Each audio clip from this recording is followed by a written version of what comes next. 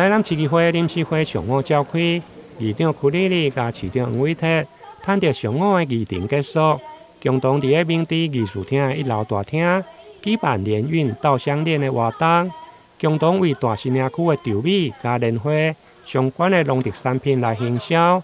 议员无分党派，嘛拢共同出席，为农特产品来冲买气。稻米香，欢迎用清秀酒来庆贺。摆在眼前的美食这么好啊！希望大家看看各位议员等一下两颗午宴两个就知道东西多好吃了。谢谢。现场除了准备挂稻仔饭的特色餐，更是农村特有的人文风情，还佫邀请创意料理的老师邱英阳来示范莲花入菜。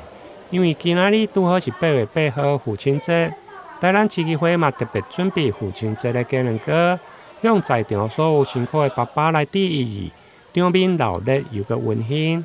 台南新闻林根采访报道。